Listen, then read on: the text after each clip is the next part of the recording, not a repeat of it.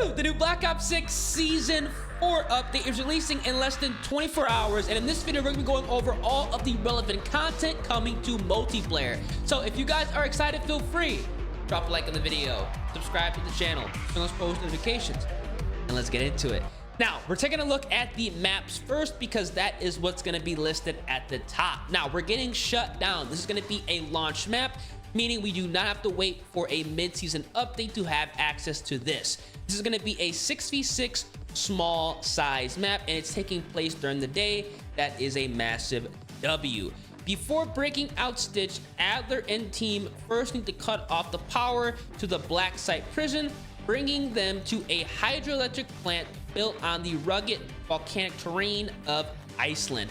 This hopefully is going to be a rock solid map. I do like when they bring in small size maps, especially during the day, so it is easy to see enemy players. This should play well here in multiplayer if the spawns aren't terrible, but we will find out soon enough. Let me know down in the comment section what you guys think of Shutdown. Now, we are also getting the map Fugitive. This is going to be a launch map, so we're going to get this also when the season immediately goes live. This is going to be a medium-sized map, 6v6. Now, this looks kind of like a darker map, which it could play good, it could play bad. We're going to have to go ahead and find out. Deployed to a secret CIA black site in a remote part of Iceland, the very location where Stitch has been imprisoned until Adler brings him in as an unlikely ally for an urgent operation. I don't know about this one, y'all. Let me know down in the comment section if you guys think this map is going to be good or bad. The dark maps, they typically don't play that well in any Call of Duty, but maybe this will be different here in Black Ops 6. Now, we are also getting the map Blitz. This is going to be another launch map. This is going to be a brand new strike 6v6/2v2 map, and it's also going to be small sized, and it looks like it is taking place during the day, which is a massive W. Traffic comes to a halt as Pantheon reinforcements race toward the prison but get ambushed by the rogue team. So I don't know if this is actually going to be a valid map. It looks like it's going to be like a one-lane map, which is going to be hard to stay alive on, but at the same time, these strike maps are not really built for you to stay alive and build streaks. They're built for you to get as much score, kills, and to level up your weapon as fast as possible. So it could actually be a valid option if you're trying to get your weapons maxed out, especially the weapons that we're going to be getting within the battle pass. So definitely stay tuned for this. We're going to see exactly how this does play. Now, we're getting Eclipse. This is going to be a mid-season map, so we're going to have to wait to actually have access to this.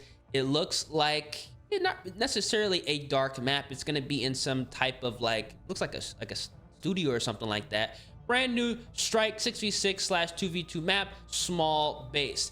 Stitch and the team arrive in Avalon, slipping into the shadows of an underground nightclub. Okay, so it's a nightclub, not a studio, to discuss business. We're gonna see how this actually does play out. It could play good, it could play bad, but at the same time, the dark maps, even though it technically isn't like dark outside, they typically don't play that well. But I think they actually might be quite solid here in Season 4. We're gonna have to go ahead and wait to find out. Now, Fringe. This is actually quite interesting. This is going to be a remake from Black Ops 3. It's going to be a remaster, core 6v6, medium size. This was a really good map here in Black Ops 6. This is not Black Ops 6, Black Ops 3. This actually was the first map that I actually dropped a nuked out on in free-for-all. So, you know, I really enjoy it. So I think this is going to be a massive W. Typically, the remakes don't play that well here in Black Ops 6, in my personal opinion. But, you know, maybe Fringe will actually be a valid choice. Now, we are getting some new modes here in Season 4, and these look pretty interesting. We're getting Team Elimination. This is going to be a new mode at launch, so right when Season 4 goes live. In this twist on Kill Confirmed, 2 teams are given a limited amount of lives each round as they fight to the last surviving team. Players drop a dog tag on death that can be picked up by the enemy to confirm the kill or by a teammate to deny the opposing team. Survive longer than the other team or hold the most remaining lives when the timer ends to win the round. Okay, so this is going to be pretty interesting. This might actually be a valid mode. Now, One in the Chamber, we've seen One in the Chamber in previous Call of Duties. Another Black Ops fan favorite mode returns as One in the Chamber shows up in Season 4. In this free-for-all mode, each operator is given 1 pistol, 1 bullet, and a knife, and 3 lives. Precision is king, as bullets always eliminate on impact, and the only way to earn another bullet is to get an elimination. So it's going to be essentially a marksman style mode where you have to hit your shots. Party Ops, this is going to be a mid-season mode. Get the party started with a new limited time mode arriving later in the season.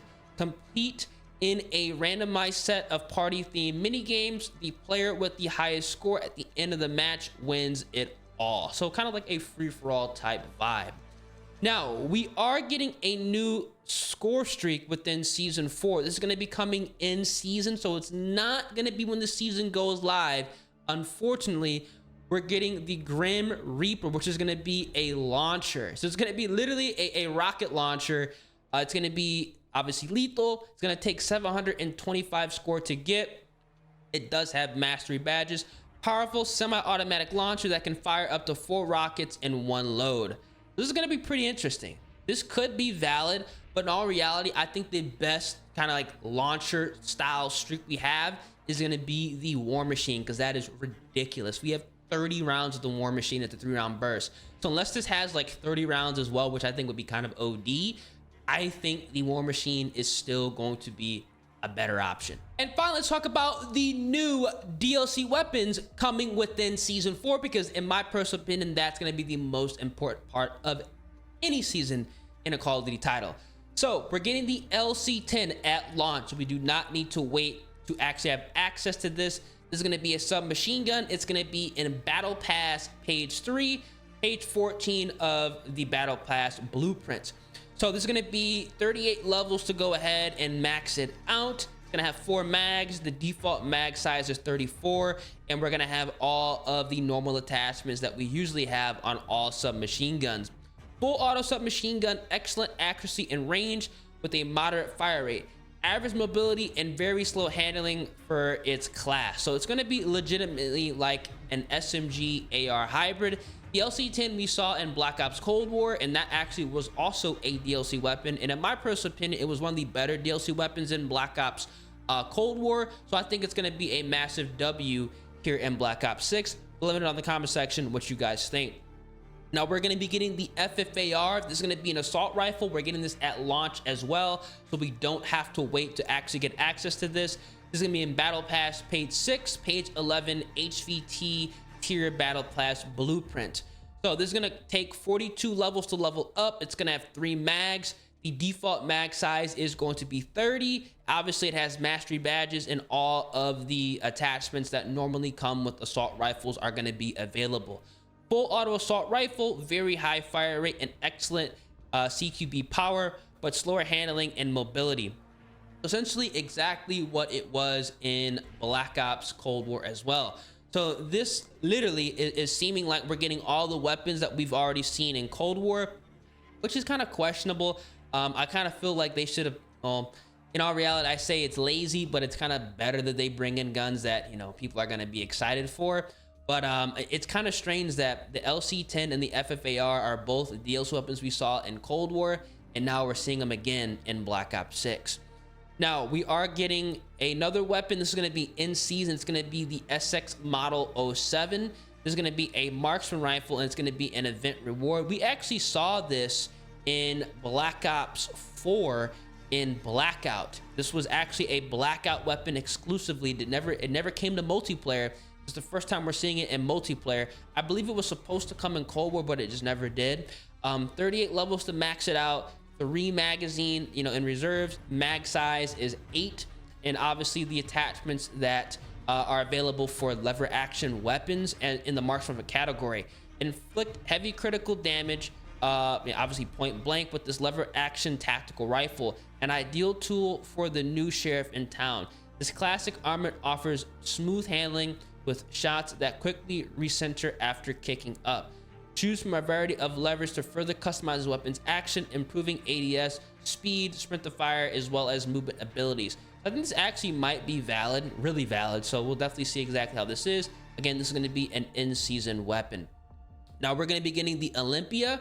This is going to be a shotgun in season, so we're getting a shotgun as well as a marksman rifle for a mid-season weapons, which is kind of questionable. Usually they do ARs and SMGs. This is going to be 30 levels to level it up. 8 mags in reserve, obviously, because it is, you know, double barrel. It's going to only have 2 rounds, and it's going to have the normal attachments for shotguns. But again, there's going to be some exceptions because it is a double barrel. This double barrel Olympia, not seen since Black Ops 3, makes its debut in Black Ops 6, returning as a special weapon that makes for the perfect backup when centering tight spaces. Okay, so it's going to be really, really interesting. It's actually going to be a special weapon. It's actually not going to be in the shotgun category. Okay, that's very, very, very interesting. We have the melee weapon. It's going to be a pickaxe, another in-season weapon, and it's obviously going to be a melee weapon. So we have the pickaxe, we have the Olympia, we have the SX model 07, we have the FFAR, as well as the LC10. Let me know down in the comment section what you guys think of these DLC weapons. In all reality, this might be one of the weaker seasons we've had as far as DLC content, because the launch is strong with the FFAR and the LC10, but then we have a model, essentially not a model, but we have, well, it looks like the model 1887. We have a marksman rifle, we have a specialty weapon, and a melee weapon. That's very, very, very questionable. So we have some new attachments, the G grip, except SMGs, you know, the PP919 and some of the assault rifles. Vertical foregrip with integrated laser for improved firing stability, horizontal recoil control, and tightened spread when transitioning between hipfire and aiming down sights. It's going to have a blue beam. It's also going to block laser attachments. We have the Strider .22 3-round burst mod. It's going to be on that pistol, so it's going to be converting the Strider .22 into a 3-round burst, drastically improves fire rate and maintains manageable gun kick, but alters the weapon's damage profile outside its effective range. We have a SVD full auto mod, converts the SVD from semi-auto to full auto functionality, ramping up the speed of your damage output, and drastically improves recoil and handling. This could be actually fire. The TRT CQB auto conversion. The TR2 is going to be a full auto weapon. That's wild. Alter the TR2 marksman rifle to fire handgun caliber rounds, resulting in a marksman rifle with a compact frame and fully automatic capabilities that rival fire rates of an SMG. So that's really, really interesting. These are going to be the weapons and the attachments, as well as all of the relevant content coming within season 4. And just like that, as I was wrapping this video up, they just dropped the weapon balance for season 4, and it looks like they're doing a lot. So the AK-74, they improved the bullet velocity. They also reduced the vertical recoil penalty and the horizontal recoil penalty for the CHF barrel, which I think is a massive W. The marksman foregrip, gun kick reduction while focused increased from 15% to 25%. So the AK-74 should be a lot better now. The Ames 85, they also improved the bullet velocity. Aim down sight speed improved from 265 to 230. Sprint to fire speed improved from 190 to 180. Aim down sight moves speed improved from 3.2 to 3.3. Heavy stock flinch resistance increased from 50 to 55, and flinch resistance increased from 25 to 30 with the combat stock. That's actually a massive buff for the Ames 85. The ASVAL bullet velocity has been improved. The AMAX bullet velocity has been improved, slightly increased view kick strength and deviation. Okay, so they gave a little bit more recoil. Marksman foregrip, view kick reduction while focus has been increased from 15 to 30%, and gun kick reduction while focus increased from 20 to 30. The AMAX is receiving a slight recoil adjustment such that players may want to take additional recoil controlling attachments, yeah, because you didn't need to run an underbarrel. So in my personal opinion, this is a massive W in a good direction to take the AMAX. The Cypher, bullet velocity has been improved. They increased the marksman foregrip controllability like they did on all the other assault rifles, and they also bumped up the resistance with the heavy stock and the combat stock. So this is a massive buff for the Cypher as well. The Goblin MK2, same marksman foregrip increases, as well as the heavy stock as well as combat stock. They did not improve the bullet velocity, which is kind of strange on here. The GPR91, it also received bullet velocity improvements. The CHF barrel received the vertical and horizontal penalty reduction, which is massive. And the marksman foregrip improvements are on here as well. Kilo 141, oh man, bullet velocity improved, slightly increased view kick. Yep, so they went ahead and, you know, increased the recoil on the Kilo, just like what they did with the AMAX. Now, the Krig C, bullet velocity has been improved, same other attachment changes. The Model L, bullet velocity improved. Okay, I'm liking this update.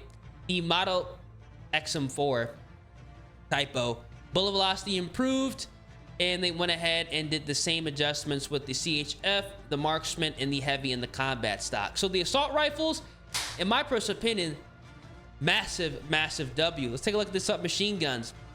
Now the C9, they bumped up the damage across the board, especially with the C9 10mm rounds, which is a massive W. Oh man, the Jackal PDW got a buff. So they made the damage stronger on the Jackal PDW. Why? I have no idea.